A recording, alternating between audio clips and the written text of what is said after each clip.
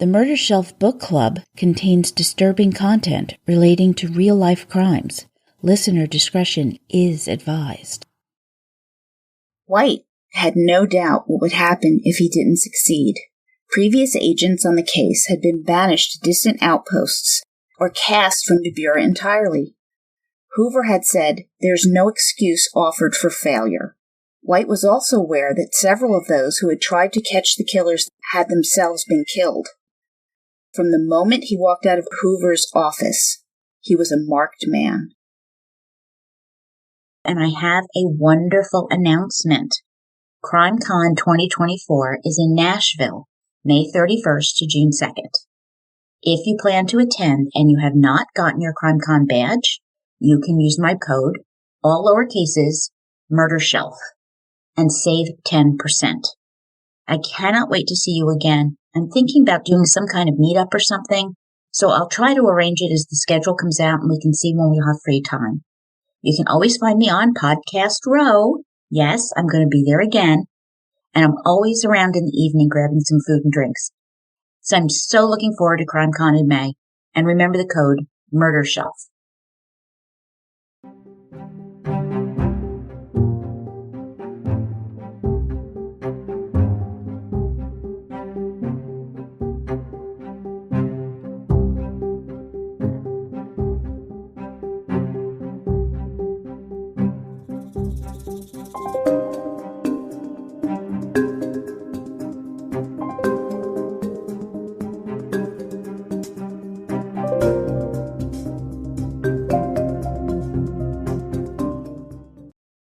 Welcome back, Murder Shelf Bookies. I'm Tara. And I'm Jill. For those of you who are just tuning in, we are a real-life true crime book club turned podcast. And we definitely encourage you to read along with us, but if not, we certainly do the heavy lifting for you. Each month, we discuss a book that we've pulled off our murder shelf. And as we like to do an in-depth review of each book, you can certainly anticipate roughly 3 separate episodes for every series. We hope you are staying safe and healthy, and thank you to everyone out there continuing to tune in. And we just wanted to say a few words about what's been going on out there in our communities. Here at Murder Shelf Book Club, we have always advocated for the voice of the victim. We know they are not just victims, they have names, they have families, they have lives, and they have futures unrealized because they are taken from us. Lights have gone out in communities around the world for those who have been lost. And now is no different. We continue to stand up for what is right and to fight for justice. We could not be more proud to be a part of the true crime community with the outpouring of support for our Black and POC communities. We will continue to stand with you and we will not be silent. So thank you again for always tuning in with us. Also, another update that we do have, especially from going back to our first series ever on I'll Be Gone in the Dark, we told you there is going to be an HBO series coming out, and guess what? That's going to hit HBO later this month, June 28th, so be ready and be watchful. So Jill, can you tell us what we're pulling off our murder shelf today? Oh, I can, but I have to tell you, I am so excited about HBO, I'll Be Gone in the Dark. I mean, how are they going to present this story? All right, so you start out with the Visalia ransacker. You've also got the East Area rapist, then the murderer, the original Night Stalker, and then the Golden State Killer. Oh my God, how are they going to cover all this? I know, and I honestly can't wait because I think this is where they caught Patton Oswalt's reaction to catching the killer, especially after what we know about Michelle. So looking forward to it. Oh, I really am. Okay, so what are we pulling off the murder shelf? Well, today we're going to be discussing Killers of the Flower Moon, The Osage Murders and the Birth of the FBI by David Grann. This book is fabulous. It is legit a lot of fun to read. It is murder, mystery, intrigue. It's like the first Mission Impossible, which was probably the best. Oh, yeah. Yeah, okay? They just showed it on CBS Sunday movie night, and I was like, wow, I can't believe how good this is. I love movie night. I'm so glad it's back. I know. That is one positive that has come out of pandemic. Mm-hmm. I'll take it. But this has undercover agents, disguises, misinformation, explosions. Oh my! I mean, it is. David Grann weaves us this tale of the Osage Nation from Oklahoma, who became rich in the late 1800s due to this massive reservoir of oil that churned beneath their lands. Now, we aren't just talking kind of rich. We are talking mega wealthy. All right, mansions, multiple cars, white servants, catered parties. They had made a really good deal for themselves after terrible pain and unbelievable hardship. We can't begin to understand the plight of the Native American people, but Grann does an excellent job of giving us the history of the Osage, understanding where they came from, and how they came to be the richest people in the nation. Just let that lay there for a minute. Mm-hmm. The wealthiest people in the nation. Wow. However, there is a killer among them. The members of the Osage are dying one by one. And given it's the 1920s, we are in the last vestiges of the Wild West. And the law is really fluid. Investigative techniques were more or less in their infancy. Hardly anyone in law enforcement is properly trained in the art of deduction. After years of trailing leads and evidence falling to the wayside, J. Edgar Hoover, the head of the Bureau of Investigation, which will soon be our FBI as we know it today, is going to step in and send one of his most trusted agents, Tom White, former Texas Ranger, to weed out the culprits. Now, going undercover, White and his team infiltrate Osage territory to discover who's responsible, and they find out one of the shocking conspiracies in American history. It's crazy. I know a lot of murder bookies have read this book already, so I hope we do this book justice, because this book is nuts. And it has everything. I couldn't stop reading it. It's 3 a.m, and I'm blurry-eyed, and I wanted to keep reading. I'll tell you, we're in the greater Philadelphia area. We had some crazy storms come through this week where a lot of us lost power. Some people even for days. Jill didn't have power for, 2-3 days almost? Almost 3 days, yeah. So the night that we lost power, I was reading this by candlelight. I couldn't do anything else. It's like I had zero power. I didn't even have internet. I felt like I was swept back to the 1800s, early 1900s, where here I am. I could not put this book down. That is how badly I wanted to read this. Yes. I hope people appreciate how much we tell our murder bookies to read the book. They're so rich. They're so good. Exactly. And it's just like being turned into a movie, which this one we'll talk about is. But, the book is always the best thing to read first. Oh, it's wonderful. And I will say, David Grann, the author, he is an excellent storyteller.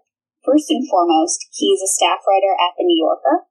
However, you may most likely be familiar with one of his other novels, which was a bestseller and chosen as Best Book of the Year by the New York Times and the Washington Post, and that was The Lost City of Z. And it was about the search for this city in the Amazon with some English explorers. Just like this story, he weaves in history, politics of the day, anything you can imagine in terms of going on an expedition. This book has everything. And it actually was also turned into a major motion picture starring Charlie Hunnam and Robert Pattinson. Mm-hmm. Twilight. I preferred his role in this movie to Edward Cullen. But it definitely is a really good movie as well. And Grann also has another book floating around out there called The Devil and Sherlock Holmes, which is a collection of true crime mysteries. And, one of those stories is actually turned into a movie, too, with Robert Redford, The Old Man and the Gun. But, I guess that's just a testament to Grann's writing. It's just so good. It's descriptive, it's entertaining, and it's fun. And even though we understand the atrocities committed against the Native Americans and just other instances of injustice back in the day and even continuing into now, he also brings just that touch of lightness and insight into these investigative techniques of the day, which it just makes for a fascinating and a compelling read. Mm-hmm. Oh, I agree completely. Killers of the Flower Moon is also going to be made into a movie, so I have to ask Mr. Grann, what is your formula, please? Mm-hmm. I've been waiting to read this book. It's been on my list for so long, so I'm happy we finally decided to do it. And it's going to be a Leo DiCaprio special. He is my husband. He's been my husband since I was 11. I don't know if you know this. A little bit of a fan, huh? Yes. I've loved him for a long time. He just doesn't know that we're married. Andy knows. I think he's a little jealous every time I bring it up. Yep. He looks the other way. Yep. Which is why we're not married. But I actually did read something somewhere that this might actually be released on Apple TV Plus. So maybe not even in the movie theaters, which could be considering pandemic and what's been going on. I guess I'll have to cancel my Amazon Prime membership and get Apple Plus for a little. I have to tell you, I canceled HBO after Game of Thrones ended, and now with I'll Be Gone in the Dark, I'm getting it back. Yeah, for a trial, who knows? There's too many things on too many different areas to watch, and it's almost kind of like just paying for cable again. Yep. It's funny because I've been waiting for this to be made as well, but I know Robert De Niro is actually slated to play William Hale. I'm sure Leo will most likely play Tom White. Unless he wants to reprise his role as a young J. Edgar Hoover, I'd be totally down with that. I think he'd make an outstanding Tom White. Can't wait to tell you more about him. I'm hungry after talking about Leo. What'd you make for us? Okay. So, since we're talking about the Osage and Native Americans, I absolutely did some research. You did research? I know. Imagine you're shocked. I know. So, I found a recipe on a traditional sauce called wuzapi. It's a berry sauce made from frozen berries, blackberries, blueberries, cherries, huckleberries, chokeberries, even cranberries. And you use at least 3 types of them from what I have read. And frozen works just fine, because that actually will add just the right amount of water so you don't have to add anything else to it. And the wuzapi can be as thick as pudding or even a more jam consistency. Just really depends on your personal preference. Now you can add a bit of honey or sugar or stevia if you prefer, depending on how sweet you want to make it. But the highlight here are the flavors of the berries themselves. So I'd go lightly before adding too much to it. You cook it in a crock pot. You might want to put it in a blender after that, and you blend it up. Now, this can go on bread, biscuit, waffles, pancakes, even ice cream. I'm sold. Heated over the top of ice cream. Oh my gosh. Now, traditionally, you would serve it on top of something called fry bread, which is a very, very important Native American treat. Now, this varies by region, but generally it's a cornmeal or a flour-based milk with maybe an egg or lard, vegetable oil, salt, baking powder, put it all together, and you make like a biscuit-type bread. And I have to tell you, it is terrific. I had it over biscuits. You're sending me some, right? Mm-hmm. Okay, cool. Yeah, when quarantine is over. We're getting closer. I know. Moving into the yellow phase, we're that much closer. It's really amazing. I'm excited. I'm excited to try this. Wuzapi. And surprise, we're in June now. It's rosé season. So that is what I have today. From Wine Awesomeness. Another surprise, I know. Surprises. Rosé. Wine Awesomeness. I think this one is going to pair perfectly with all the berries. It's a 2019 Palula Rosé from Southern France. And this is a typical rosé of the region. And in saying typical, I don't mean boring or meh. Like, this is the premier region to get rosé. It's just good pink juice. It's 12.5%, which is normally what you see in a red wine. 70% Grenache, 30% Syrah. It's light, it's tart, and it's crisp. It's not sweet at all. And it really mellows out on the tongue, and it's good for drinking on its own or even with the wuzapi, or maybe something a little bit lighter too.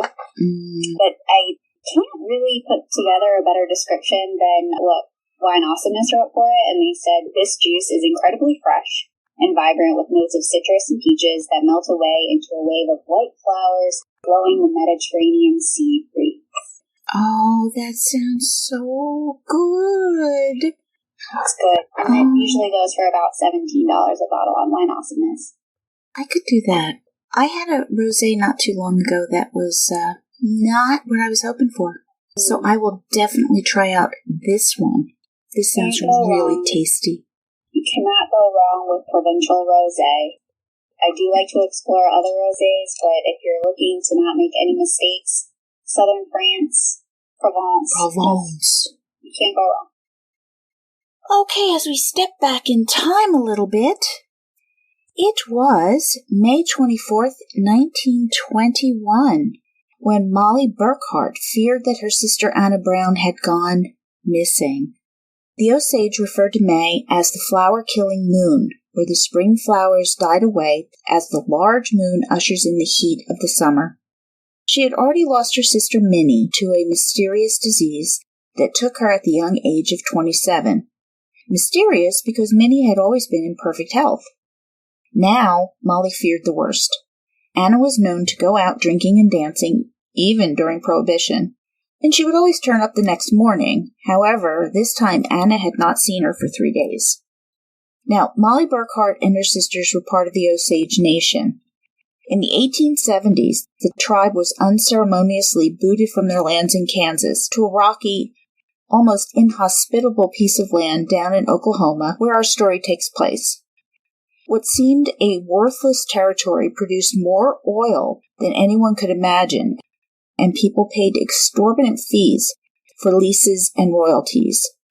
A royalty check was issued to every member listed on the Osage rolls, a roster of every member of the Osage tribe. That check grew bigger and bigger each year, and around the time of the opening of the book, the Osage were bringing in roughly about $30 million a year. That's $400 million at the time the book was written, which was in 2017. In fact, the Osage were considered the wealthiest people in the world per capita. Per capita. Yeah. World. Not just the United States, the world. You would think that would earn them some respect. Would hope. But no. So reporters love to write about the Osage displaying their wealthy riches. Mansions, chandeliers, diamond rings, fur coats, chauffeured cars. But there was this undertone. Reporters displaying the Osage as still primitive. Expensive cars surrounded a campfire as they roasted meat or danced ceremony that the members attended via a private plane. Oil was a blessing and a curse, and Mollie Burkhart was a traveler in the mist, one to take charge of the tribe experience rapid change. Now, Mollie didn't spend her money like some of the other tribespeople did, but she did have a big house, she had several cars, and some servants who were called Indian pot pickers, and those were usually African Americans or Mexicans.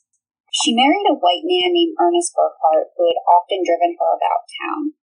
And Ernest was a young man from Texas who worked for his uncle, William Hale, doing odd jobs. And Mollie and Ernest fell in love, and everyone could see that love. He even learned Osage to the point where he was fluent enough to speak with her in her native tongue. Yet, it definitely wasn't easy for them to marry, she being an Indian and he a white man. Her sisters had all married white men, but Mollie felt a pull to preserve the traditional ways of her tribe and go forward with an arranged marriage. But her family, who practiced a mix of traditional and Catholic beliefs, felt that she should follow her heart and marry the man that she loved. And her and Ernest were married in 1917, and by 1921, where we find ourselves now in the book, they had 2 children, Elizabeth and James. And May 21st was the last time that Mollie had seen her sister Anna. She was drunk at a party that Mollie was hosting. And Mollie knew that Anna wasn't herself. She'd recently divorced her husband and spent time at the oil fields boom towns. And a U.S. government official described these places with harsh words. Quote, "All the forces of dissipation and evil are here found. Gambling, drinking, adultery, lying, thieving, and murdering." Not to mention that Prohibition was in full swing, but here we are. And one of Anna's servants would later describe her as a woman who drank a lot of whiskey and had loose morals with white men. Anna would continue to drink at the party, fighting with her family, fighting with others, just kind of causing a scene. And the underlying tensions were brimming, so this is what we're talking about in terms of the social hierarchy of the territory, even though they are extremely wealthy. Ernest's family members were heard to mutter things about the quote-unquote Redskins, in whose company they shared. Mollie took small pleasures, though, in having her white servants attend to those who complained. Although the Osage were at the top of the pecking order because of their wealth, they were still resented by many in the town. Yeah, they were still resented. So, Anna sometimes dated Mollie's husband's younger brother, Brian, and she told him at the party that if he fooled around with another woman, she'd kill him. Now, Brian brought Anna home that night. He insisted that he brought her straight home and watched her go into the house. But still, no one had seen Anna. Now, come on, as anyone who's watched a true crime program knows, Brian is the one to be suspicious of. He is the last person who saw Anna, and I'd be all over him if that was my sister. But Mollie is still not panicking. She knows her sister could have gone to Oklahoma City or even Kansas City for a good time. Maybe she was dancing, and maybe she'd come home soon. So to add fuel to the fire, another tribe member was also missing, Charlie Whitehorn. Now, he was a young Osage man who had disappeared the week before on May 14th. David Grann notes that he was very popular among both the whites and the members of his own tribe. So now we have 2 missing Osage. Now, a week after Anna disappeared, 2 bodies were found. One was found at the base of an oil derrick near downtown Pawhuska. The body was badly decomposed, shot execution style, 2 bullet holes in the forehead. A letter in the corpse's pocket identified the body as Charlie Whitehorn. Roughly at the same time, at the 3 Mile Creek near Fairfax, a young boy discovered the body of a woman, and the body was so disfigured by decomposition that the undertaker, who knew Anna Brown and had known she was missing, still couldn't make the identification. Scott Matthias, who had been notified of the body and was also in charge of Anna's financials, called Mollie. Mollie and Rita, the other sister, could not recognize Anna's face, but they did recognize the clothes that they had last seen her in, and Rita's husband, Bill, used a stick to open the corpse's mouth, revealing gold fillings, further identifying the corpse as Anna Brown. And it's hot down there, too. Oh, yeah. I can only imagine. Horrible thing to find. They couldn't identify her face. So just a little bit about coroner's inquests at the time. They were rather rudimentary at best. Areas that were considered on the frontier weren't keen on police procedure. They felt too much interference, too much repression. And in Osage County and other areas like it, inquests were governed by the people. Citizens carried the burden of investigating crimes and maintaining that order. And right then and there, a jury of white men were selected, including Scott Matthias, and were charged with determining if Anna was killed by an act of God or by man. And if they all agreed to murder, they would be tasked with identifying the responsible party. So now it was time for an autopsy. Yep, impromptu, right on the spot, didn't move the body to a building. We're just going to have the Schoen brothers, James and David, just come right on down. Oh, really? Yes, here we go. So they're physicians, and they had always attended Mollie's family, and it was they who were going to perform this grim task. And even at that time, doctors knew a few things about death and decomposition. I know you're probably shocked and surprised. But they figured she'd been dead for roughly 5 to 7 days based on the state of her body. They couldn't find any evidence on her clothes, no fibers, no blood, no anything really. And when they moved the body, though, a part of her skull detached from the back of her head. And what they found there, too, was a bullet hole that was no wider than a pencil. So just like the width of a pencil, which was most likely a .32 caliber bullet. And based on the downward trajectory, Anna had been shot in the back of the head, execution style. What a horribly grim way to go. Really hope that she didn't realize what was coming. Well, I know they did find a bottle of moonshine at the scene. So I'm hoping that she was drinking and trying to have a good time as she always had liked to do. I really hope so. Make no mistake, police procedure is certainly not perfect, not by any means, but it has come a very long way. And And during the time of the Osage murders, frontier lawmen were in charge. They were first and foremost gunmen. Shoot first, don't even bother asking any questions. They were expected to deter crime and apprehend wanted suspects, not solve crimes. Sheriff Harvey M. Frias was 58 years old and damn near 300 pounds. He doesn't sound much like a lawman, but he was known as a terror to evildoers, but he just happened to turn a blind eye to gambling and bootlegging. I'm sure he probably liked to do those things. Probably. They were probably his vices, and so they were probably perfectly fine. They were okay. Mm-hmm.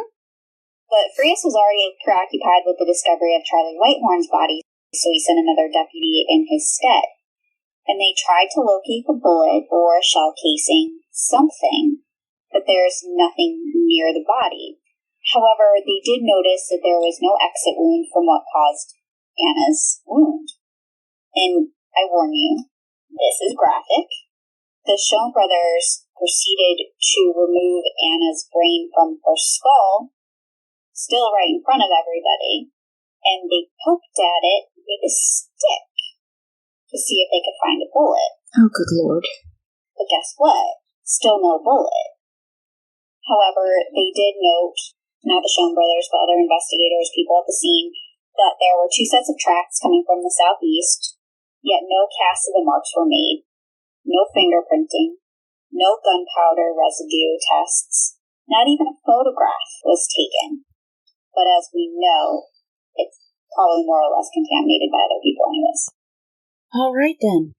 Now, back in 1892, they did take pictures of Lizzie Borden's family being killed.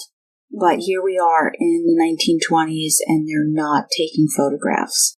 Well, mind you, it's a little bit of a different area, I would think, than the upper crust of Fall Rivers, Massachusetts. I know, but it's still, 20, 30 years later, you would think, but don't think. Don't do it. We're in the Wild West here. We are still there. We are still in the Wild West. Just suspend any thoughts. You have to be in the moment, and they're poking her with a stick. That's the quality of forensics at the time. Poking her with a stick. Here we are. In front of everybody. Yeah. Now, after that gruesome display there, Anna has to be buried. Mm-hmm. And while many of the Osage had given up a lot of their traditional beliefs, Lizzie, who is Mollie and Anna's mother, she still held on to some of these beliefs. To all Osage, the birth of children was life's greatest blessing. Wakanta, a mysterious life force encompassing everything. The death of her first and favorite daughter must have meant that Wakanta had withdrawn his blessing that he had previously bestowed. Also adhering to Catholic beliefs, the funeral started at the Catholic Church and then proceeded to the cemetery where Anna would be buried. Just like many other white men, undertakers took advantage of the Osage to get their greedy hands on their money when it came to funeral services. The equivalent of $80,000 is what it costs to bury an Osage tribe member. Cool. At the cemetery, the lid was usually lifted one last time to say goodbye to the dead one.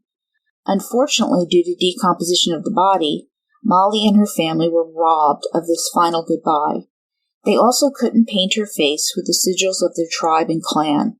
This concerned Mollie deeply, as she felt her sister's spirit might get lost along the way to what they called the happy hunting ground. During the Osage prayer songs, Oda Brown, Anna's ex-husband, was so distraught that he left. Some wondered if his feelings were true anguish or just an act. Now, the killings caused a massive stir in the community. The Pawhuska Daily Capital headline was, "2 separate murder cases are unearthed almost at the same time."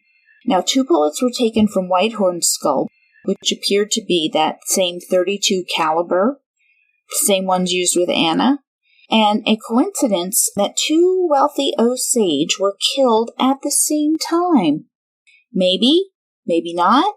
Could be a serial killer, or what they called a repeat killer. Was he the one responsible? Makes you wonder.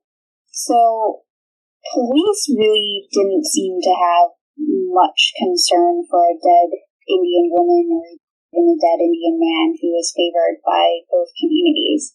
Mollie went to Ernest's uncle, William Hale, who was dubbed the King of the Osage Hills. And Hale had seemed to come out of nowhere, just for background purposes. He was once bankrupt. He took action and with hard work became profitable as a cattleman. And with those profits, he was able to buy more Osage territory until he had roughly amassed 45,000 acres to his name. And that was when William Hale became a high-class gentleman, a reserve deputy in the town of Fairfax, and politicians actively sought his support. He was considered the county's greatest benefactor, supporting charities with hospitals and schools. So yes, King of the Osage Hills, sprouted up from nothing. And Hale had said, "I never had better friends in my life than the Osages." With that, he vowed to find justice for Anna. And now many officials actually owed their elections to William Hale. He could be persuasive in turning the vote to the intended party, and that's just what he had done for the county prosecutor. And Hale remained close friends with the man, and had him look again for the bullet that had mysteriously disappeared from Anna's skull.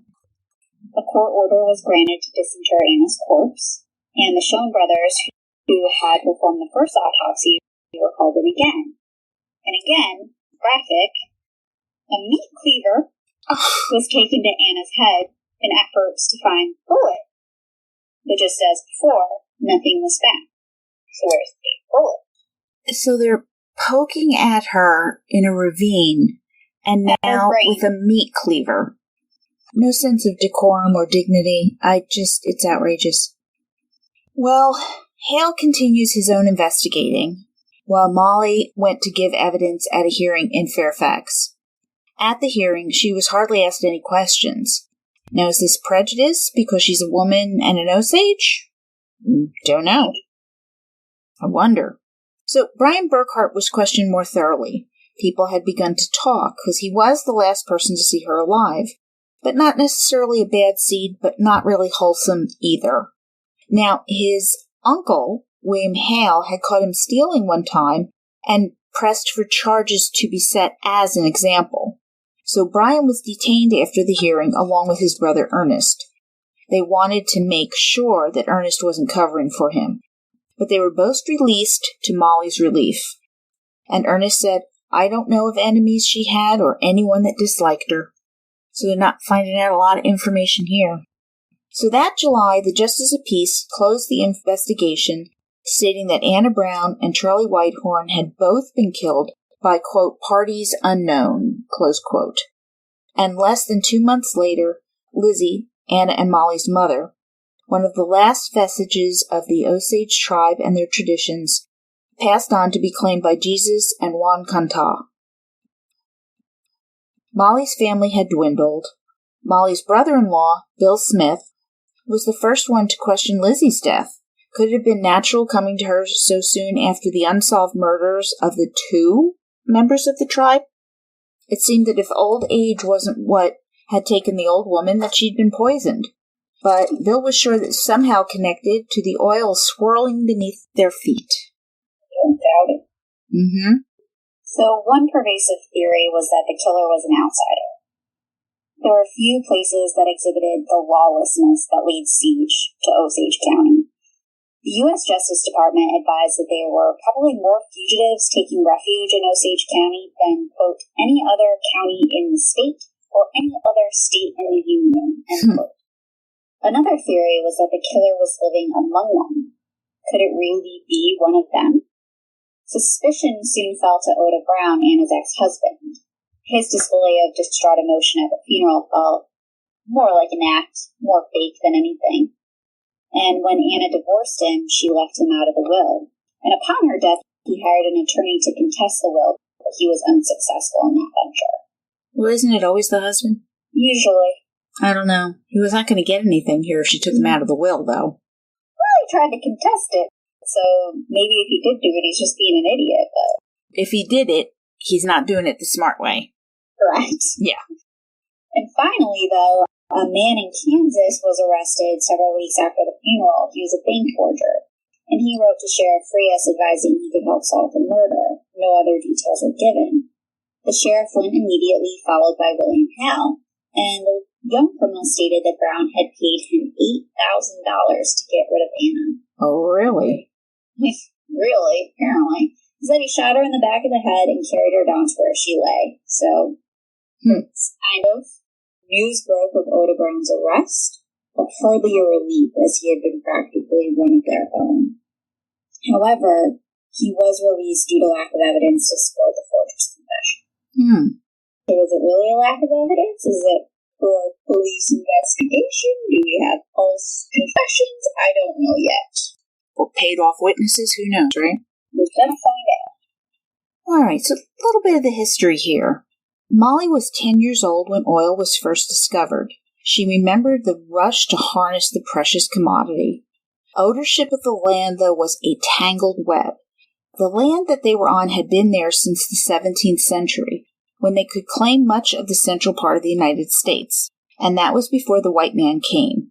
In 1803, when Thomas Jefferson made the Louisiana Purchase from France, which encompassed the lands that belonged to the Osage, he acknowledged that they must keep good company with them, for they were a great nation.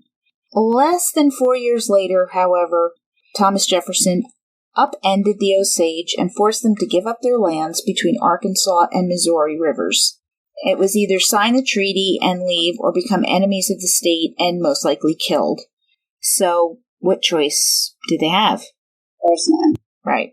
So over the next 20 years, the Osage had to relinquish roughly 100 million acres of their land, ultimately ending up in southeastern Kansas in a 50 by 125 square mile area. Small compared to their ancestral lands. I can't even imagine. It's tiny. All right, Mollie's father was born in this area in 1844. He went by the Osage name of Ni-Kahai-Sei. He would go on and become a prominent member of the tribe. When the tribe created its first court system, he was elected as one of the 3 judges who presided. Now, Lizzie also grew up on the reservation. She and Ni-Kahai-Sei's family would go on to a sacred buffalo hunt twice a year, where they would take all of their possessions and not return until a buffalo had been hunted, and they would use all of its parts. When asked about adopting the white man's ways, the Osage chief remarked that he, at least, was perfectly content. Nature supplied him with everything he needed. Now, the U.S. government told the Osage that the Kansas reservation would be their forever home, but settlers moving west didn't see it that way. Here's kind of a fun fact. Laura Ingalls Wilder, who wrote Little House on the Prairie, was part of one of those families trying to take the Osage land by force. So everyone who enjoys that story, there's a little bit of a darker element to it. A little dark side to that, huh? Yes. With their houses and their cemeteries unfortunately pillaged, the Osage agreed to sell their lands for $1.25 an acre. However, even with that agreement in place, many were still slaughtered by settlers trying to move west. So forced to move again, the Osage found new land near the end of the Trail of Tears. And the unoccupied area was hilly, it was rocky, and what white men called sterile. But an Osage chief, Watianka, advised that they wanted this land, roughly the size of the state of Delaware, because he knew that white men would not want it, and because they didn't want it, they would not come. So they purchased the land for 70 cents an acre, and they began moving the tribe. The town of Pawhuska, which we've mentioned already, was settled with a building for the Bureau of Indian Affairs built on top of one of its highest points. Gray Horse was also established where Lizzie and Ni-Kahai-Sei lived and were married in 1874. But due to the long trek and on top of introduced diseases, smallpox, other fevers, that kind of thing, many of the tribe's people perished, and only about 3,000 members remained. And this was roughly a third of the tribe that existed almost a century earlier. So now the Osage, they're still going on their sacred buffalo hunts, but by 1877, American buffalo were almost non-existent. And the government had actually issued a decree to settlers to destroy these animals, as they said, quote, "Every buffalo dead was an Indian gone," end quote. Absolutely terrible. And they also tried to force the Osage to assimilate to their way of life, essentially turning them all into Christian farmers. And while they also owed the Osage payments for the sale of their land, they wouldn't pay them until some of the tribesmen started to farm. So it was basically assimilate or you get nothing from us even though we owe you. Like, this is awful. It's cultural genocide. Yes. Yeah, it's terrible. I hated reading this part of this book, but it unfortunately is our history. The government also concocted payments in terms of clothing and food rations, as if this is going to help them either, because they're not used to the white man's food either. They're very unaccustomed to the way that things are being done by the white man, and without the buffalo, many began to actually starve, and more of the tribe began to die. And Chief Watianka and others traveled to D.C. to appeal to the Bureau of Indian Affairs to get rid of this rationing system. They basically were trying to be dismissed when they got there. Watianka disrobed himself, and he was fully dressed in his breechcloth painted foreface. He looked powerful, he looked scary, and he said, "No, we're here, you're going to hear us out." And needless to say, he made them listen, and the system was abolished. A small victory. Bravo for him. He said, "No, we came all the way out here. You're going to listen to us." Exactly. Yeah, it's genocide. It's terrible. I had a really hard time reading this part, even though I know it from history class, things like that. It's still very hard to read, especially because Grann is so detailed, and he's a good reporter. He wants to give us every aspect, even regardless of how terrible that is. Yeah, he's honest. He hits the details. He's accurate. He's not exploiting it, but he's just telling you what happened. And it's terrible. It is. So, Mollie's parents first tried to maintain their customs, but it's getting increasingly difficult to do so. One of the most important rituals of the Osage was naming their children. Well, that's a big thing in every family, right? So it was only then that they were considered a person and one of the tribe. So Mollie, Anna, Minnie, Rita all had Osage names, and they had been known by those names once. But when the settlers began moving in onto the reservation, then things began to change. The new settlers formed close ties with the Osage, almost encouraging them to assimilate so that they could survive. One settler, John Florer, opened the first trading post in Grey Horse in the late 1880s. Mollie's father sold animal pelts out front. And one day someone referred to Nikahaseyi as Jimmy. So soon more people called him Jimmy, and then after that he became known as Jimmy. And the same thing happened with Mollie and her sisters. So they lost their Osage identity, their name. Just was lost. And there definitely were some people who encouraging them to assimilate so they could survive. They were actually being nice people, even though it was taking away their identity and their cultural traditions. Yeah. You're doing the best you can in a really bad situation and helping people survive. It's still a lose-lose, even though you're getting the survival, which is a win. Yeah. It's terrible. So when Mollie was 7, her parents were told she had to enroll in the St. Louis school, an all-girls Catholic boarding school in Pawhuska, a 2-day journey, and if she didn't go, the government would hold their annual annuity payments.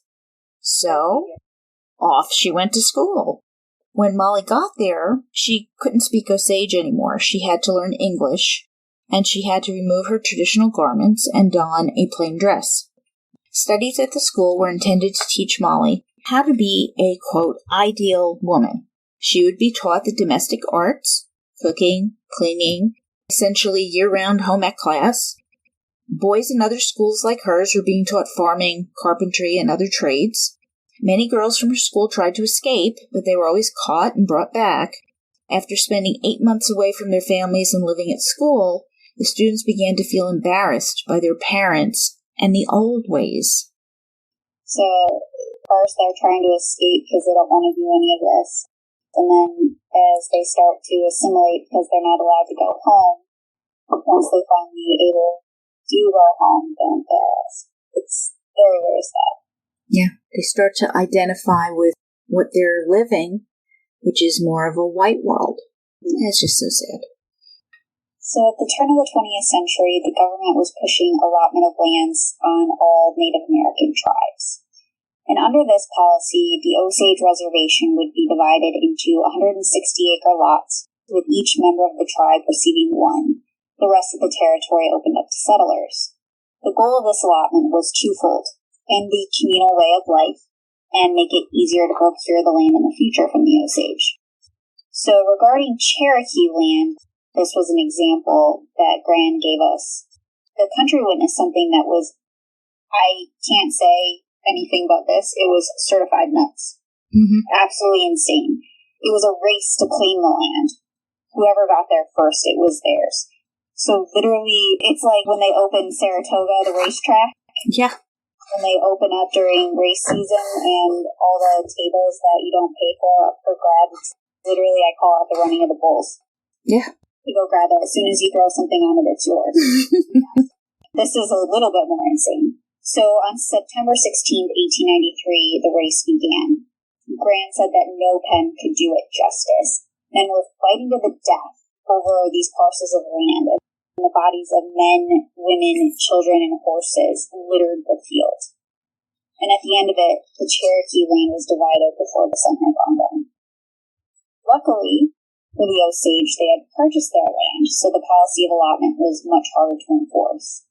And one chief, James Burkhart, was able to stall the process. And in 1904, he sent a lawyer named John Palmer, who was half Sioux but adopted by an Osage family as a child. He sent him to D.C., and for months, Palmer was able to negotiate terms on the Osage behalf, finally getting the government to agree to dividing the territory solely among members of the tribe. So each allotment was actually increased from 169 acres to 657 acres. Glad to hear that part. Just a little personal note. My husband is part Cherokee.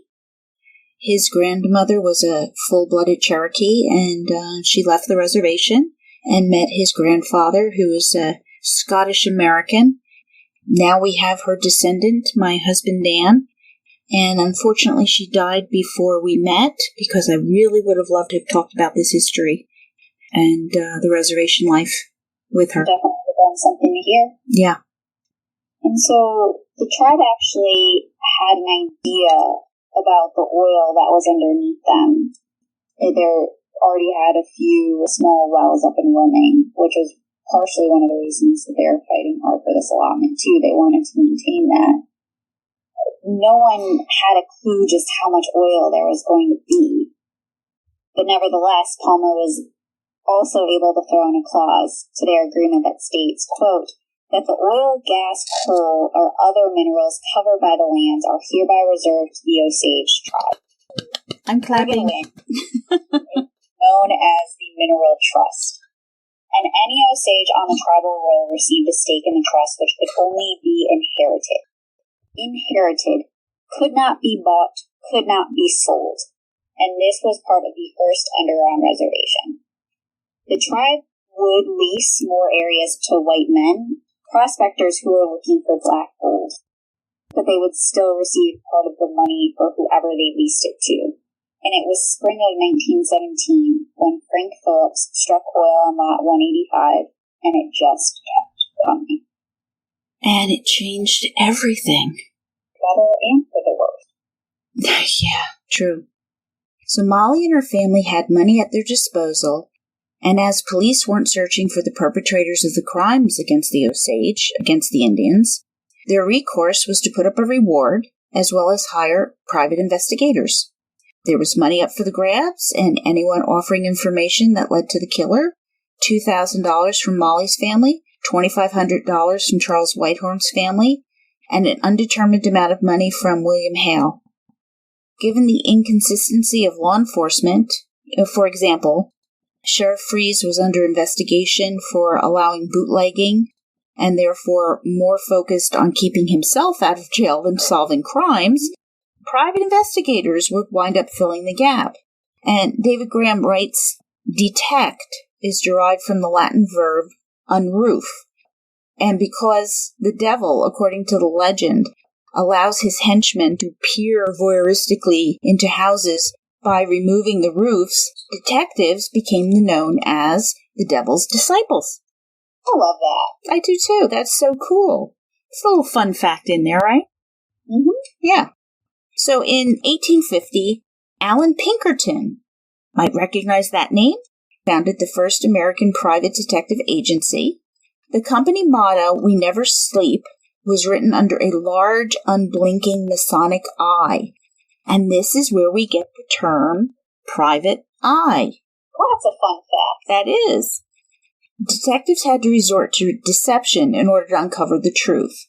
It wasn't uncommon for one to break and enter into locked homes or offices, or to lie to someone to garner the truth, or even fabricate evidence if it came down to it. Now that would be wrong.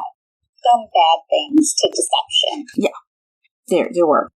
While law enforcement and the Bureau of Indian Affairs were on the case, trying to solve the murders, the Osage and their supporters were hiring private eyes.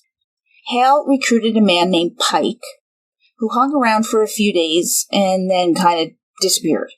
Anna's estate, manned by Scott Matthias as her guardian, hired a team of PIs. What do we mean guardians? Well, okay, the United States government believed that the Osage couldn't handle their own affairs, including their money. Therefore, the Bureau of Indian Affairs had determined which tribe members could manage themselves. And many were found to be incompetent and were entrusted to the care of a white guardian who authorized any and all spending. And of course, selected guardians of the Osage tended to be white citizens. Prominent white citizens. Prominent ones, right. Absolutely appalling. We're going to decide you're incompetent because you're Osage and you're wealthy. And the less full-blooded you were, the more likely you would be found to be competent to handle your own money. But if you were full-blooded, you could not. So my in-laws, if they were Osage, might not be competent? Think about that one. Yeah. So most of the detectives working for the Osage had previously worked under William J. Burns International Detective Agency, learning from a man who became more famous than even Pinkerton himself. Burns was described as a short, stout man with a luxuriant mustache and a shock of red hair. Burns knew what he was doing, and Sir Arthur Conan Doyle, the creator of Sherlock Holmes, dubbed Burns as America's Sherlock Holmes, which I'm sure he just absolutely ate up. However, there was a sinister side to Burns and other PIs, as we talked about before. Lines were crossed, breaking and entering, rigging juries, stealing. And this was all to get to the end of the puzzle and paid for solving what they seek out to solve. And so for Matthias, the team that he hired to solve Anna's murder, they were actually identified with a coded number. So no names were really used. It was just like Agent 1, Agent 2. And so we had Agent 10, who discovered a few things. No one had searched Anna's home. Her purse was found lying in the middle of the room with contents strewn about. No one searched her home. She's dead. No one searches her home. Okay. Brian, Mollie's brother-in-law, had been telling the truth. But had she left with him afterwards? Well, someone had actually phoned Anna around 8:30 p.m. that night based on phone call records. So we have Agent 10 actually doing detective work. She'd answered the phone, so Brian was more or less off the hook. So number 10 actually traveled to the town of Ralston where the phone call originated, but it seemed the operator may have been paid to destroy the original ticket. Someone was certainly trying to cover their trail, if anything. Number 10 then turned his attention to Oda Brown. And a week later, another agent, Agent 46, was sent on this wild chase to locate Brown.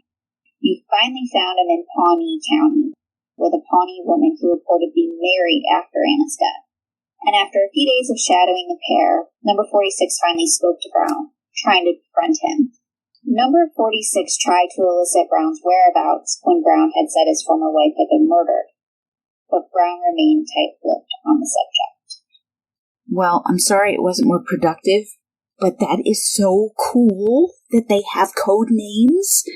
Mm-hmm. Agent 10, Agent 46, sneaking around, investigating. I'm just happy that they're following leads. And they actually are following leads, and they are tracking people to see where they're going and who they're hanging out with. And I do wonder at Oda's big, emotional grieving and mourning at Anna's funeral, and then he turns around and marries another woman. Just like that? Meanwhile, another operative, number 28, learned of a possible scenario to Anna's death from a young Kaw Indian woman. She told 28 that a woman named Rose Osage had shot and killed Anna in cold blood while they were out on a car ride after she learned Anna had tried to seduce her boyfriend, Joe Allen. They dumped the body in the creek, and Rose had thrown her blood-splattered clothes into the creek. However, there was no evidence to back up the informant's story. Was she out to get the reward? Maybe. Sheriff Frias, whose trial was still pending, requested that the private detectives leave Rose and Joe off the suspect list. Leave them off. But in doing so, he offered an additional story. 2 men from the oil camps were seen with Anna before her death, and probably skipped town when her body was discovered. However, the detectives kind of knew better, and they weren't going to give up on the Rose theory. If someone told me to leave somebody off the list, that would be more reason for putting them on the list, right? Correct. Now, Bill Smith wasn't going to give up on his investigation either, but there were issues with this man himself. Now, Mollie didn't trust him, and neither did Hal.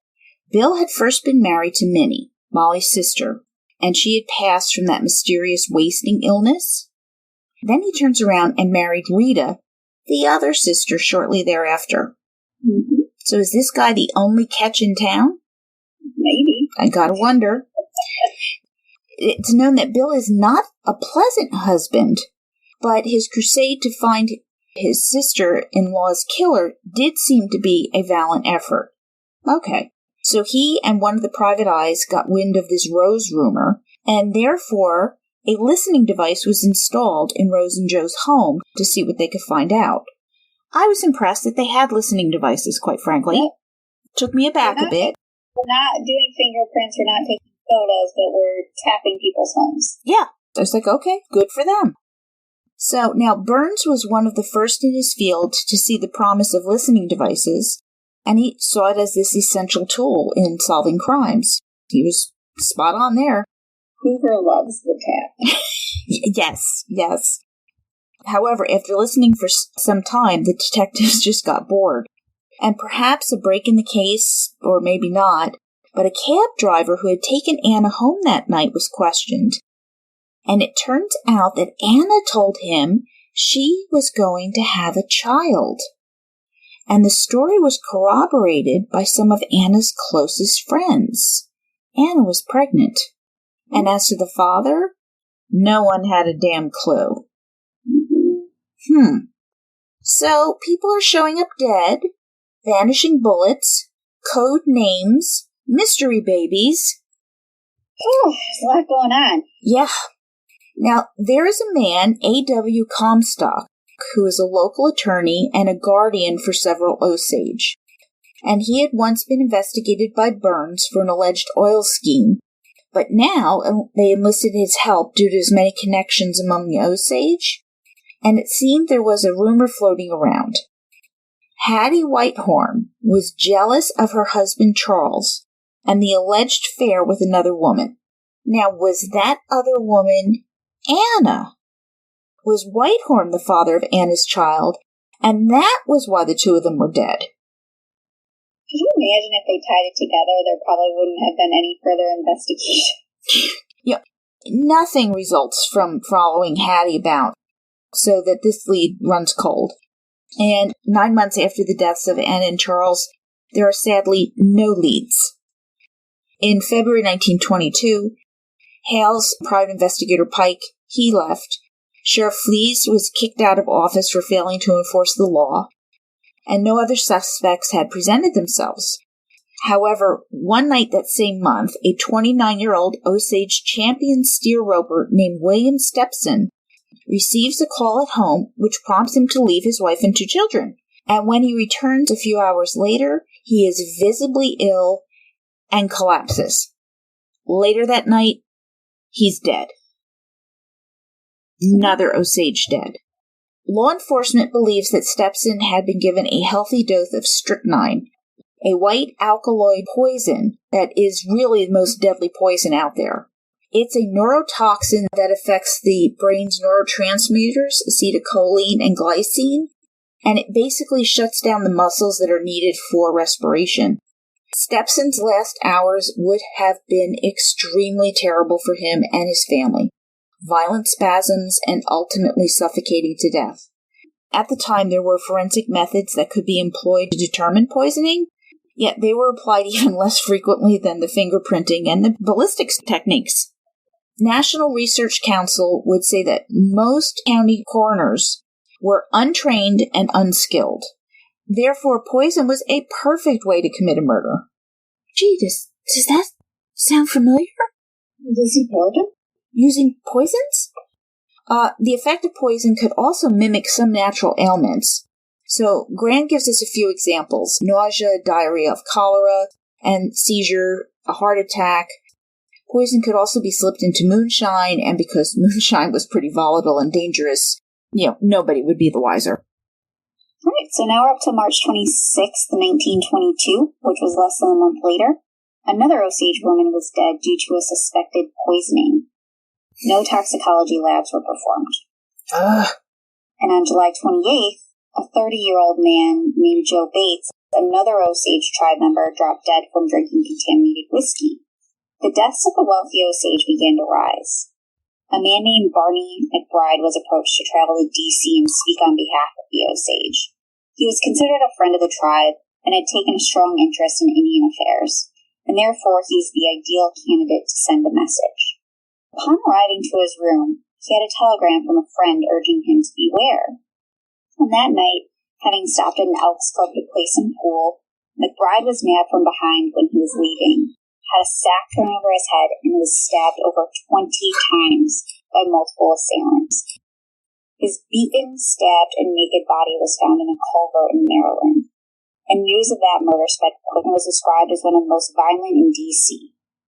The Washington Post ran a headline, "Conspiracy Believed to Kill Rich Indians." And I can't help it. So what do they do about that headline? What is the action that they take? This is completely outrageous. And this is where I'm talking to myself when I'm reading, and my husband's looking at me like I'm crazy and I scare the cat. Yep, that's what happens. That's why this book is so wonderful, though. Because you're so engrossed in it. You are living with these people going through this mystery. Mm-hmm. And who killed this guy? Who sent him the note warning him? Who was that? It just said a friend. Someone who knew what was coming down and didn't agree with it. Who is that person? Yep. So unfortunately, someone trying to help the Osage gets taken out in the process. So another interesting thing, these oil field allotments, 4 times a year they have these auctions that are run by the Department of the Interior in Osage County. The crap ones went first, but the best leases were last to be taken by the oil barons. And in nice weather, the auctions were held underneath this tree called the $1 Million Elm in Pasca. And prominent settlers took interest in the auctions, as Grann explains, because money was coming in from the oil boom, and it helped build their businesses and ultimately turn their dreams into a reality. The area would continue to grow, and they wanted to be a part of it. And as one paper said, quote, "Fortunes were being made and lost daily," end quote. Some of the money from big oil was starting to steer the course of history. Harry Sinclair had his hand in financing a successful run for Warren Harding and getting into the White House as president. In exchange, Sinclair and his cohorts would have access to the Navy's oil reserves. And this, of course, is all backdoor dealings. Yeah, that was the Teapot Dome scandal. Mm-hmm. And that would drive Warren Harding completely crazy.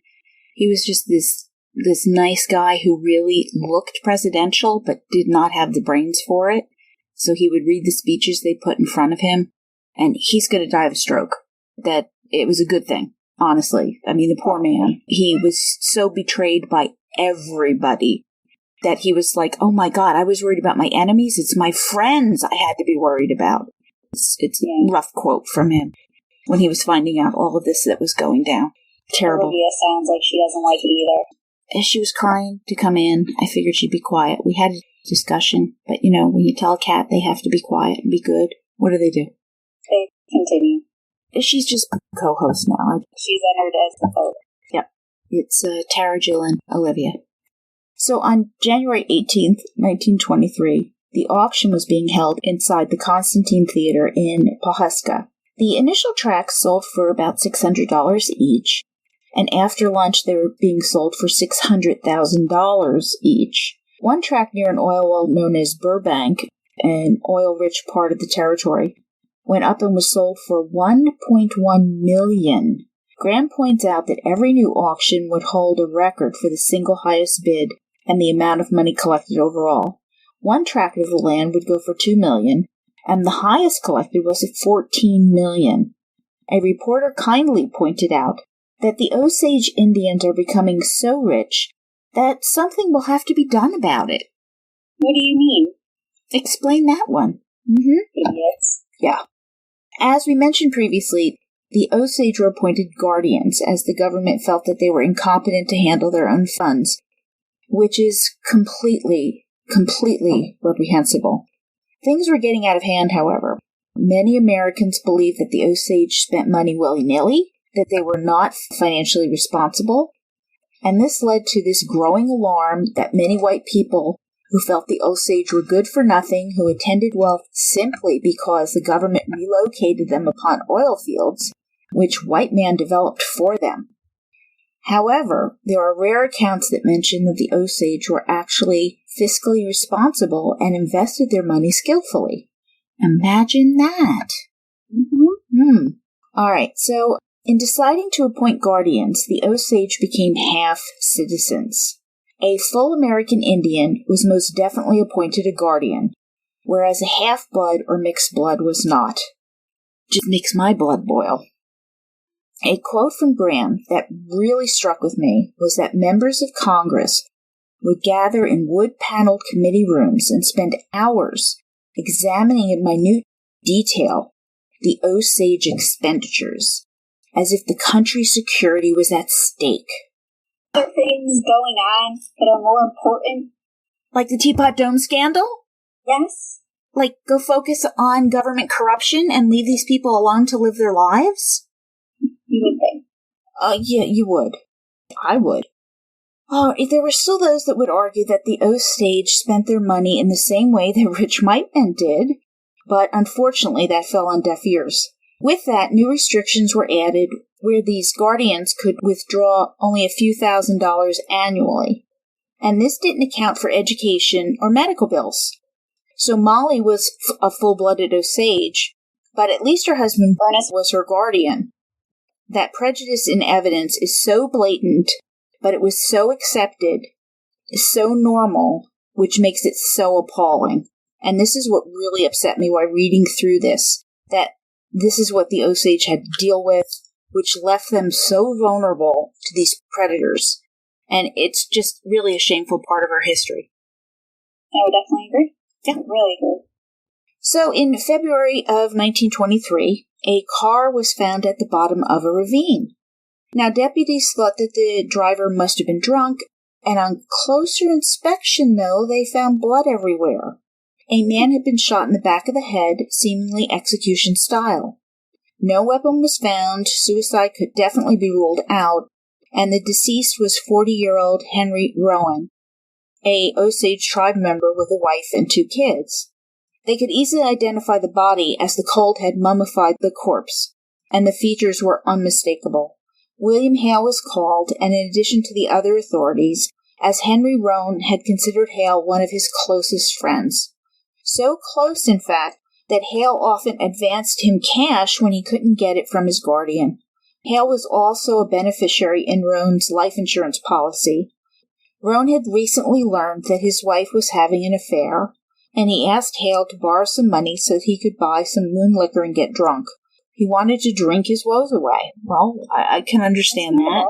It's not unusual if you find out that there's some infidelity around. I find it sad that this man, who is wealthy beyond comparison, has to ask a man for the money to spend on a bottle of liquor. Yeah, it's appalling. Probably he would have to ask his guardian and explain why he wants to make this purchase. I would definitely agree. Hale told him to beware of the Prohibition men, and that was when Roan disappeared. He had been missing for a few weeks before his body was found, and the ever-present Schoen brothers determined that he was killed roughly 10 days beforehand. Those are the doctors, the two doctors. Coroners. The lawman noted the position of the body, the fact that there were still valuables on his person, and the tread marks of an unknown vehicle nearby. I don't think the Schoen brothers did anything appalling to any of the other bodies. Well, maybe they were told not to after, pulling her brain out. I hope so. God. So the news of Roan's death hit Mollie particularly hard. You see, in another life, before she was told she could marry for love, she'd actually been married to Henry, albeit she was 15 years old and the marriage was very, very brief. As it was under Osage law, a legal divorce wasn't actually necessary, and they just went their separate ways. She had never told her husband Ernest about this, and she certainly wasn't going to. Ernest was a bit of a jealous type, and she didn't want to open that can of worms, obviously. She'd have to admit deceit, and therefore she kept her mouth shut to him, and to the police as well. One possible lead, though, was a bootlegging firm that was run by a former rodeo star turned alleged train robber, turned kingpin, running illegal stills in Osage County. Remember, Roan wanted moon liquor, and that's most likely where he got it from. So Mollie and her family pressed on in hoping to find the killer or killers, and the climate of fear just continued to grow.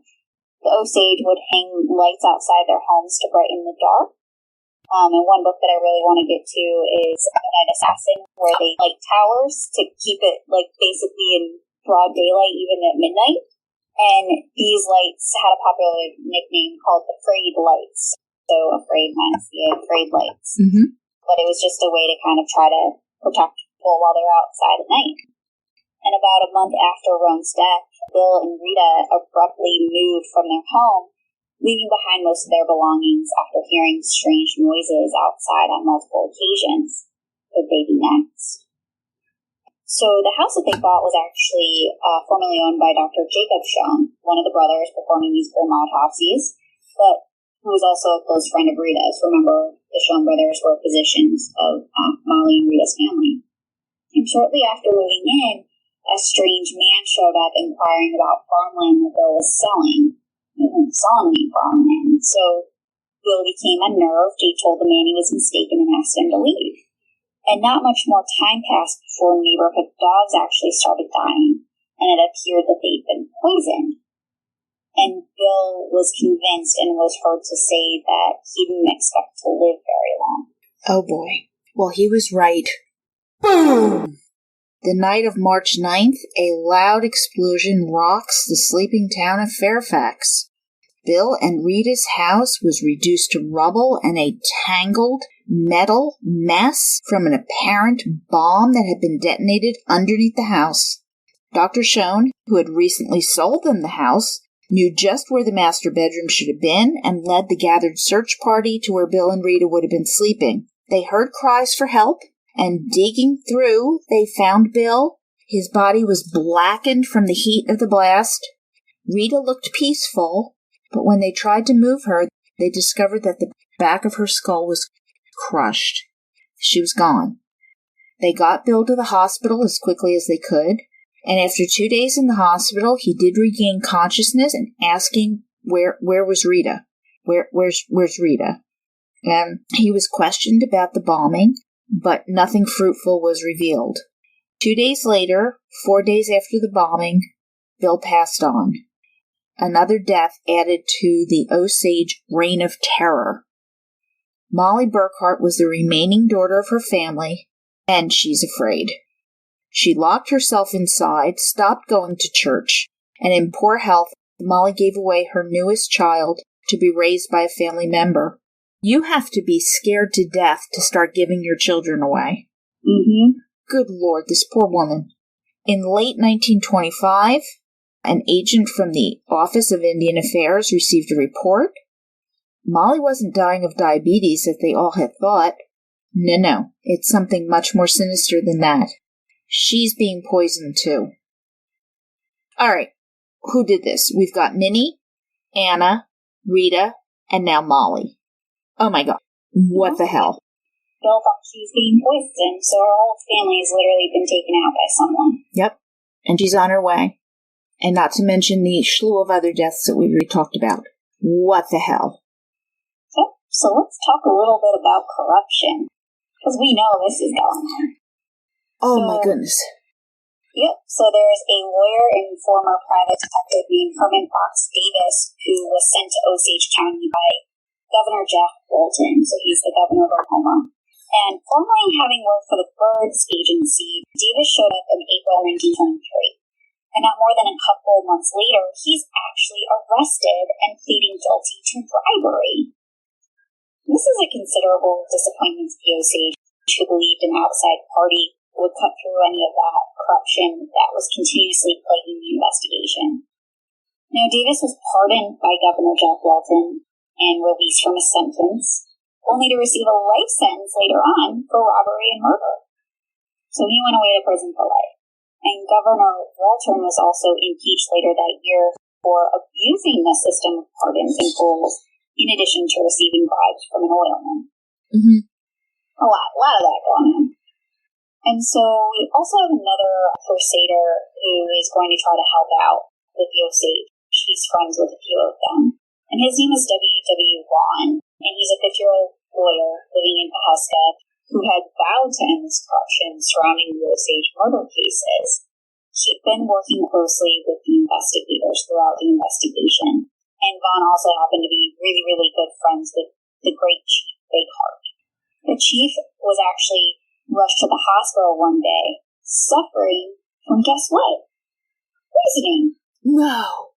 Really? Yeah, go figure. But he apparently had information about the murders, and Vaughn was the only one he was going to speak to. So Vaughn rushed to the hospital, rushed to his friend's side, and wanted to listen to what Burkhart had to say. And he stayed at Burkhart's side until he passed. And Vaughn called the sheriff of Osage County to tell him that he knew who had killed Burkhart, and he knew much, much more. But he'd be back soon to reveal everything. He didn't reveal anything over the phone. And unfortunately, Vaughn doesn't make it. You knew where that was going when he made the phone call. Don't make the phone call, man. He boarded the train, disappeared from the train. He didn't arrive at the train station. And shortly after, his broken, naked body was found north of Oklahoma City. He'd been thrown from the train. And everything he had to support the investigation into the Osage murders was gone, taken by parties responsible. And there were certainly others who tried to help. One was a renowned Osage rancher, suspected of being drugged. He fell down a flight of stairs. Another was shot in Oklahoma City on his way to speak with state officials. And even due to threats, the Justice of the Peace actually stopped any inquest into the murders. And the new sheriff told people that he wasn't even going to get mixed up in it. So now everyone is just very, very afraid to even try to help. So the new sheriff expects to have life expectancy if he does not touch this thing. Mm-hmm. This is just sad. Again, this is where I'm talking to myself as well. So Grann writes that the world's richest people per capita were becoming the world's most murdered. At the end of part 1 of the book, the official death toll had risen to at least 24 members of the tribe, and those who had tried to assist. The government was needed. It was then when agents of the Justice Department, soon to be known as the FBI, were sent down to Osage County to investigate. After 24 millionaires are killed, let's just think about that for a moment. 24 millionaires are murdered. Just like that. Just gone. Do you think, people might be saying, yeah, there's something smells really bad here. So, the evidence men, they're going to come into play here. Now, Theodore Roosevelt had launched the Bureau back in 1908 to hopefully fill the gap with the federal law enforcement and jurisdiction, which was limited.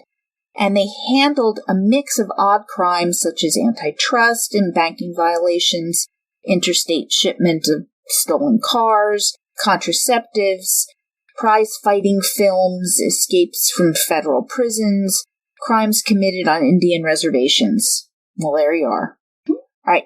The way Hoover ran the Bureau was that they were all strictly fact gatherers, that they had no power to arrest anyone, and they were authorized to never carry guns.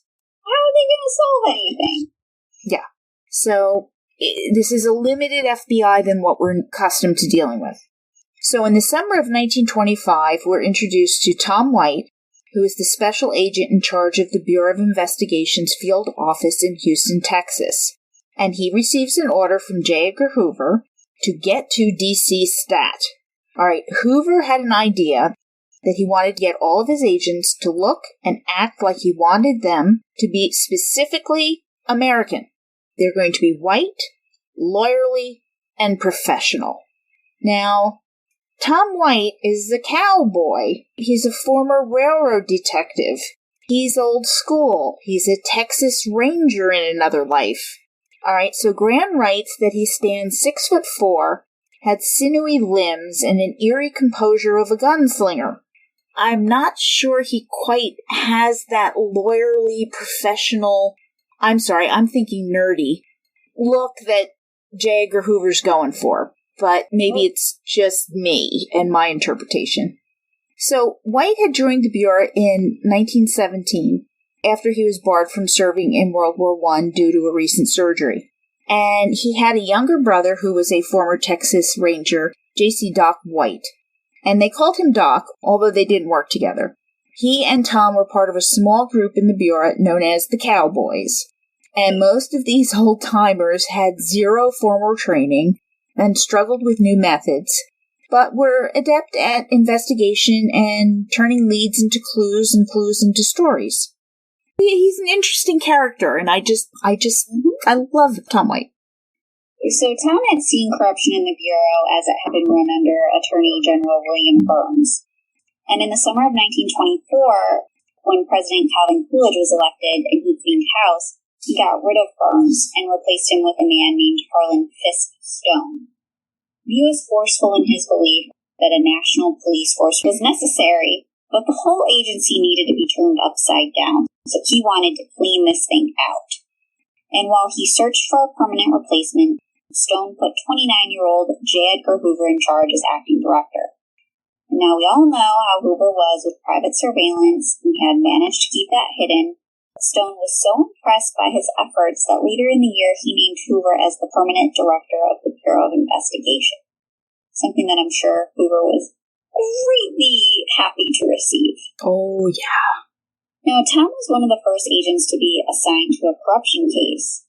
He took over as warden of the federal prison in Atlanta, and after witnessing a scuffle between some guards and an inmate, White threatened to have all of the guards fired if they abused any of the prisoners again.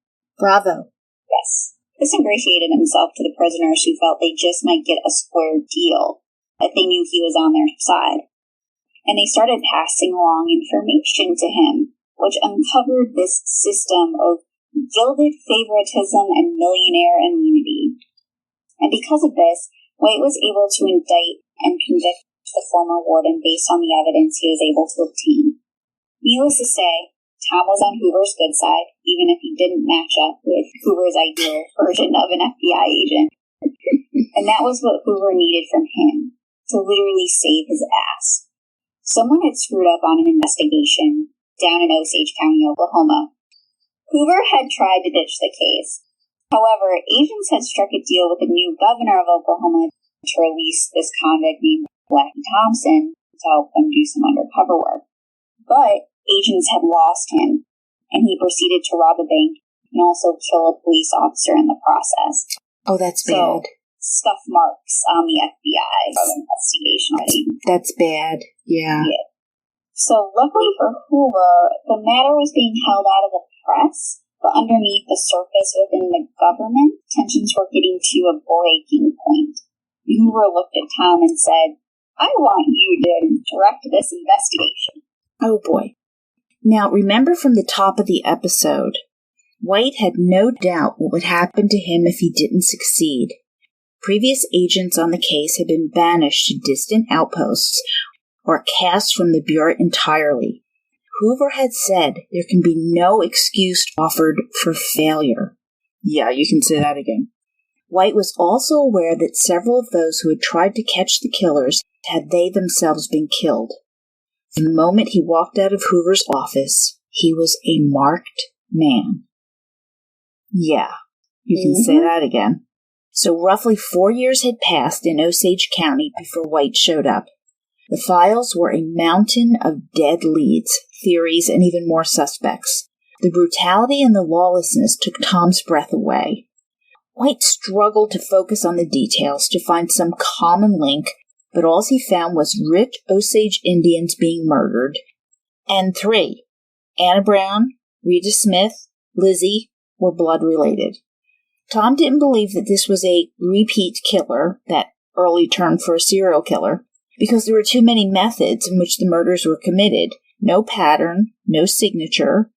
The bodies were widespread, indicating not one killer, but multiple. White needed some unbroken chain of evidence, and that required weeding out the truth from the fiction. They were onto something even back then. Yeah. Yep. So this is where the fun begins. Yeah. Tom began putting his team of agents together. Cue that song, Secret Agent Man. I'm not singing it. He was going to be the face of the investigation, but everyone was going to have to assume a new identity and go undercover. Is this more Mission Impossible? I don't know. Who knows? But first up, we have a former sheriff from New Mexico. Skill. Undercover identities.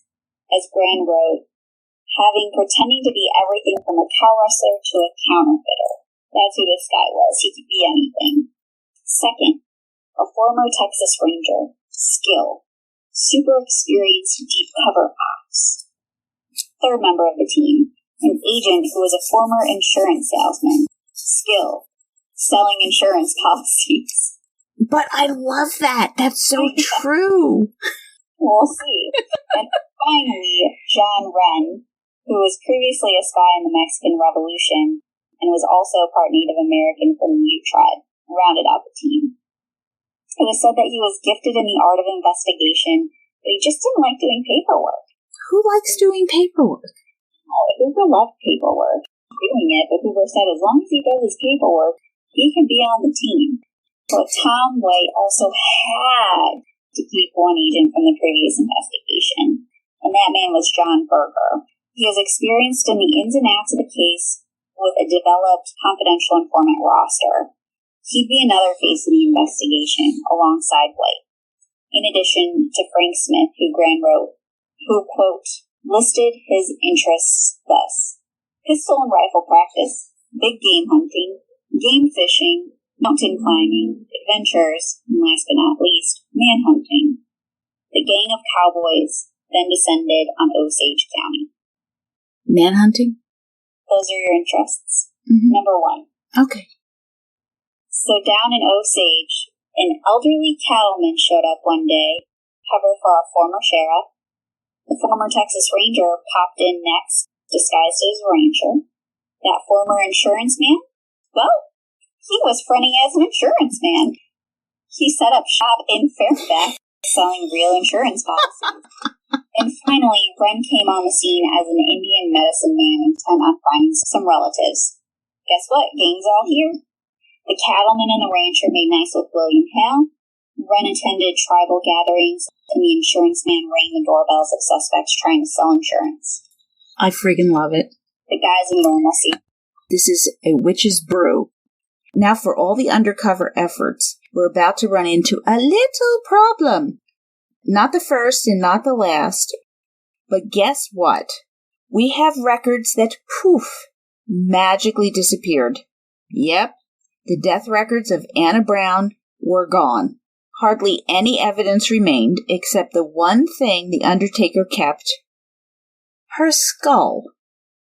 Oh, Tom deduced, just as the others had, that the bullet causing the damage was a small .32 or .38 caliber pistol. He also noticed that it was odd that the bullet would be missing considering there was no exit wound. The bullet should have been impossible to miss unless someone had cleared up after the one who had pulled the trigger. Had one of the Schoen brothers taken it? Whoever had it was certainly wanting to hide something. Of course. Those doctors are shady, man. Relying on Berger, White was able to rule out Oda Brown, Anna's ex. His alibi of being with another woman appeared to check out. Lucky for him, off the list. The forger who implicated him also admitted to making up the story so that he could receive better prison arrangements. Other suspects were systemically eliminated. Oil workers, even Rose Osage and her boyfriend, now husband Joe. So good for them. Congratulations, wedded bliss.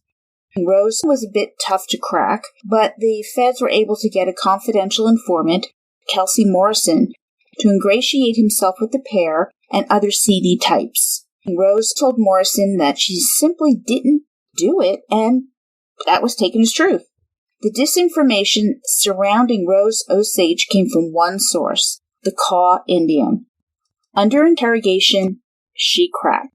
Rose had never told her anything, and she did say, though, that while a strange white man had come to her home with a written document of a statement that she provided to the other agents, and had forced her to sign it even though she knew it to be false. Well, shit. Not only were these parties responsible covering up evidence, they were also generating many of the rumors themselves. And the agents hadn't yet spoke to Mollie, who was the lone survivor. I haven't spoken to her yet. I'm sure I'll share about it next time, because that concludes part 1 of our series on Killers of the Flower Moon by David Grann. So tune in next time where we're going to take a deeper dive into the Bureau of Investigation's search for the killer or killers. What they find will shock you. A sinister conspiracy that permeated the upper echelon of Osage County. It's crazy. Madness. You will not believe it. So, while you're waiting for our next episode, get started on our next book, Gone by Midnight, The Mysterious Death of Elisa Lam by Jake Anderson. Ever seen that crazy, weird 4th season of American Horror Story, Hotel, where everyone who died at the Hotel Cortez had to remain there forever? Yeah, that hotel. Well, that hotel is based on a real-life hotel, LA's own Cecil Hotel. And that is where Elisa Lam, a 21-year-old student from Vancouver, was last seen on January 31st, 2013. A week later, her body was found in the water tank on top of the roof after guests complained of a foul smell. The only clue was a surveillance video that was uploaded to YouTube, that I'm sure you may or may not seen as a murder bookie or part of the true crime community. So many questions were raised, yet no answers. And Jake Anderson writes in detail regarding discoveries of Elisa Lam, who she was, and what she was potentially running from. Join us as we discuss Anderson's book, which presents new evidence that just may happen to reopen this case. Thank you for listening. Please reach out to us on Instagram, Facebook, Twitter, or shoot us an email at jillandtara@murdershelfbookclub.com. We'd love to hear from you. Follow us or subscribe to our show on Spotify, Apple Podcasts, Google Play, Stitcher, or Podbean. Let our episode pop right into your feed, and if you can please leave us that 5-star review, we'd love seeing your feedback. Until next time, Murder Bookies, happy reading, stay safe.